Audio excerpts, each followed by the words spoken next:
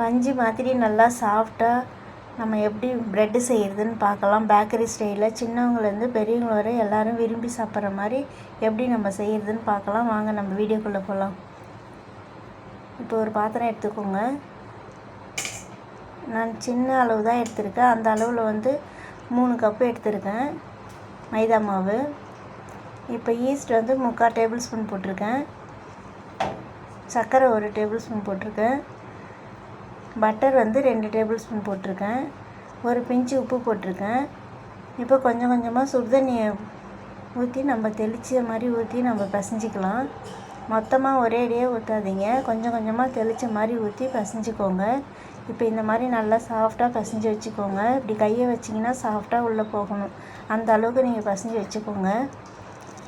இப்போ ஒரு white colour துணியை போட்டு நம்ம மூடி வச்சிடலாம். இது ஒரு 40 நிமிஷம் ஊறணும். நல்லா ஊறின வாட்டி எடுத்திங்கன்னா நல்லா புசு புசுன்னு நல்லா உப்பி வந்திருக்கும். அந்த ஸ்டேஜில் நீங்கள் எடுத்திங்கன்னா போதும். பாருங்கள் இது எப்படி நல்லா உப்பி வந்திருக்குன்னு. இந்த மாதிரி உப்பி வந்தால் தான் ப்ரெட்டு நல்லா சாஃப்டாக கிடைக்கும் உங்களுக்கு.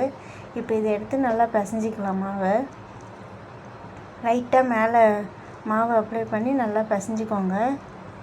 அளவு மட்டும் கரெக்டாக இருக்கணுங்க. நீங்கள் நான் சொன்ன அளவில் நீங்கள் செஞ்சிங்கன்னா ப்ரெட்டு நல்லா சாஃப்டாக பஞ்சு மாதிரி வரும். இந்த மாதிரி இருக்கணும் மாவு.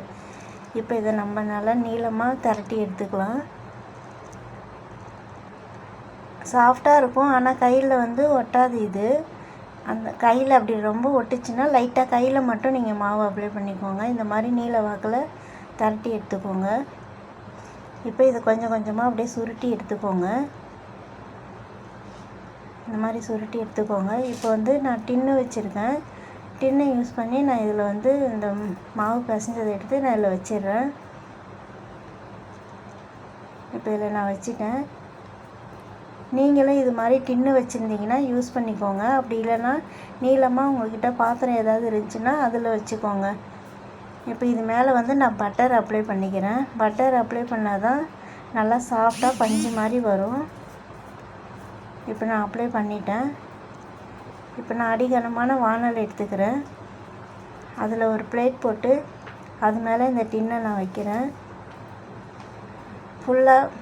ஃபுல்லாக கவர் ஆகிற மாதிரி நல்லா மூடி வச்சுக்கோங்க. இப்போ கேஸ் ஆன் பண்ணி இது ஒரு 40 நிமிஷம் வச்சிடுறேன்.